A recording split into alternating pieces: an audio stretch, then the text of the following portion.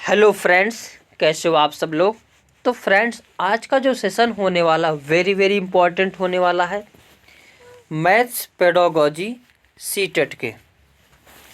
और ये जो सेशन होने वाला है यहाँ से जो है क्वेश्चन आपको ज़रूर देखने को मिलेगा। तो स्टार्ट करते हैं और इस सेशन को लास्ट तक ज़रूर देखिए। टाइप फर्स्ट है एक्जियम। क्या है? एक्जियम, जिसको हिंदी में कहते हैं अधिग्रहित, वैसे ही इसको कहते हैं अभिग्रहित। क्या कहते हैं? अभिग्रहित।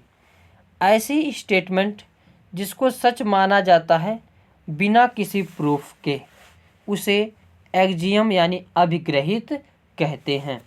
जैसे 2+2=4, इसको वैसे ही सब लोग मान लेते हैं, हाँ सही है।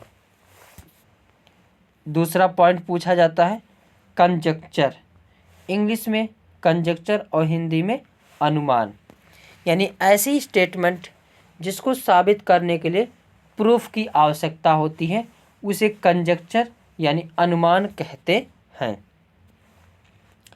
अगला है थ्योरियम। जब कंजक्चर को प्रूव कर दिया जाता है तो वह थ्योरियम कहलाता है। सममित क्या होता है? Very important.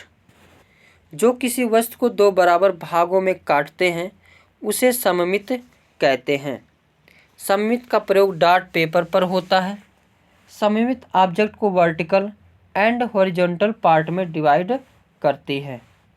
यह एक अनुपातिक विवेचना को इनकरेज करती है, स्थानिक चिंतन को बढ़ाती है। सिमेट्री एंड रिफ्लेक्शन दोनों अनुपातिक विवेचना और स्थानिक चिंतन को बढ़ाते हैं। ये वेरी इम्पोर्टेंट थ्योरी है, पैमेला लाइबैक थ्योरी, ELPS। यह कहाँ की निवासी थी? तो ब्रिटेन की मैथमेटिशियन थी और इन्होंने लैंग्वेज और मैथ्स को प्रभावशाली बनाने के लिए ELPS थ्योरी दी। वेरी इम्पोर्टेंट ELPS थ्योरी है। ई से क्या है? एक्सपीरियंस, यानी बच्चों को पढ़ाने से पहले मूर्त वस्तुओं को पहले दिखाया जाए। यल से लैंग्वेज, यानी भाषा आसान हो, यानी कुछ भी चीज़ सिखाया जाए। सिखाने के लिए कौन सी भाषा होनी चाहिए? कोशिश की जाए तो मातृभाषा हो, और वैसे जो है मातृभाषा आसान वाली भाषा हो। उसके बाद पिक्चर को दिखाया जाए, बच्चों को पिक्चर को जोड़ा जाए कि बेटा जो है ऐसे ये है। उसके बाद तब सिंबल को दिखाया जाए, यानी सिंबल दिखाओ और अंत में उसका चिन्ह बनाओ। तो ELPS पढ़ाने के लिए बहुत इम्पॉर्टेंट है। और अगर एजुकेशन में पढ़ाना है, बच्चों को पढ़ाना है, तो ELPS थ्योरी को फॉलो करना है। यानी पहले मूर्त वस्तुओं के बारे में बताना है, फिर उसे आसान भाषा में समझाना है, फिर उससे कोई पिक जोड़ना है, फिर उसके बाद उसका सिंबल दिखाना है या देना है। अगले जो है जीन पियाजे, ये भी वेरी इम्पॉर्टेंट है। इनके से भी क्वेश्चन जो है बिना क्वेश्चन तो आए सीटेट का एग्ज़ाम पूर्ण ही नहीं होता है। इन्होंने कौन सी थ्योरी दी? तो NWW। इन्होंने बताया कि पहले बच्चा सबसे पहले नंबर संख्याओं का संरक्षण करता है, फिर यहाँ पे यल रहेगा यानी लंबाई का संरक्षण करता है, फिर W से वेट यानी वजन का संरक्षण करता है, उसके बाद आयतन का। तो इनसे जो प्रश्न बनता है क्रम ही लगाने को आ जाता है।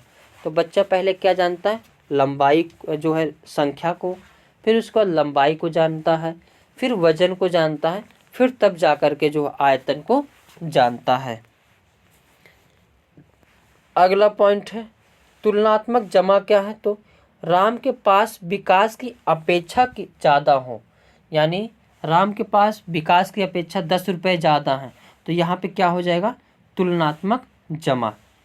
अतुलनात्मक घटा क्या होता है? तो राम के पास विजय की अपेक्षा कम है, तो यहाँ पे तुलनात्मक घटा।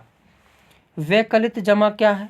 तो राम के पास विजय से कितना ज़्यादा है, कितना ज़्यादा है, तो इसे कहेंगे वैकलित जमा। और राम के पास सीता से कितना कम है, तो इसे कहेंगे वैकलित घटा। ये वे जो शब्द हैं वेरी इंपॉर्टेंट शब्द हैं सारे। आगे शिक्षण विधियाँ। आगमन विधि में क्या है, तो एग्जाम्पल पहले पढ़ाया जाता है फिर रूल बताया जाता है। जबकि निगमन विधि में क्या है, तो पहले रूल बताया जाता है फिर एग्जाम्पल बताया जाता है। प्रयोगशाला विधि कहाँ पे अपनाई जाती है, तो साइंस में। व्याख्यान विधि कहाँ अपनाई जाती है, तो उच्च क्लास में। आगे अधिगम अक्षमता। अधिगम अक्षमता में पहली है डिस्ग्राफिया, यानी बी को डी लिखना, वाज को सा लिखना। एक होता है डिसलेक्सिया, बी को डी पढ़ना, यानी किसी भी चीज़ को पढ़ने से संबंधित विकार जो हो उसे डिसलेक्सिया कहते हैं। एक होता है डिस्थीमिया, यानी तनाव से संबंधित, डिसकैलकुलिया, कैलकुलेटर से संबंधित विकार। डिसमोर्फिया जो है डिसमोर्फिया यानी भ्रम वाली स्थिति। अब और जो है डिसलेक्सिया यानी जो है या डिस्प्रेक्सिया, अपनी बातों को सही से जो है दूसरे के सामने रिप्रेजेंट ना कर पाओ, उसे डिस्प्रेक्सिया कहते हैं। गणित। गणित क्या है, तो गणित की प्रकृति तार्किक होती है। गणित में हम स्थान, संख्या, मापन, मात्रा, दिशा, गणना आदि का विज्ञान है। गणित को मैथ साइंस की क्रमबद्ध संगठित यथार्थ शाखा कहा जाता है। मैथ को विज्ञान का अमूर्त शाखा कहा जाता है। गणित के ज्ञान का आधार हमारी ज्ञानेंद्रियां हैं। गणित के नियम, सिद्धांत, सूत्र सभी स्थानों पर समान होते हैं, यानी यूनिवर्सल होते हैं।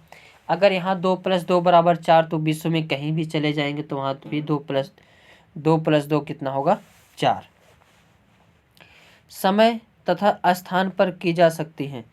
गणित के ज्ञान का प्रयोग विज्ञान के विभिन्न शाखाओं यथा भौतिकी, रसायन, जीव तथा अन्य विषयों के अध्ययन में भी किया जाता है। गणित के अध्ययन से आगमन, निगमन तथा सामान्यीकरण की योग्यता विकसित होती है। गणित में सामान्यीकरण का क्षेत्र व्यापक होता है। ये सभी जो पॉइंट है वेरी इंपॉर्टेंट पॉइंट हैं। गणित के अध्ययन से बालकों में आत्मविश्वास और आत्मनिर्भरता का विकास होता है। गणित की प्रकृति कैसी है, तो सर्पिलाकार होती है। डटन महोदय के अनुसार गणित शिक्षण का वास्तविक उद्देश्य ज्ञान प्राप्त करना नहीं वरन शक्ति प्रदान करना है। नेपोलियन के अनुसार गणित की उन्नति में ही सबकी उन्नति है। ये जो डिफिनीशन लिखा गया वेरी इंपॉर्टेंट डिफिनीशन है। इस डिफिनीशन को डिट्टो जो है याद किए रहना, ये डिफिनीशन ही पूछे जाती हैं। प्लेटो के अनुसार गणित मानसिक शक्तियों को प्रशिक्षित करती है, जिससे सोई हुई आत्मा चेतन व जागृत अवस्था में आती है। डटन महोदय के अनुसार गणित तर्क संबंध विचार है।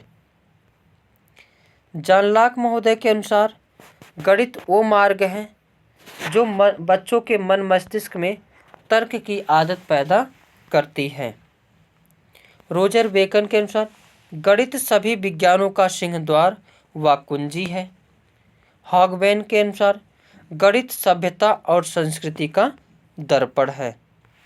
तो आज के सेशन में बस इतना ही, और अगले सेशन को नेक्स्ट वीडियो में हम लोग देखेंगे।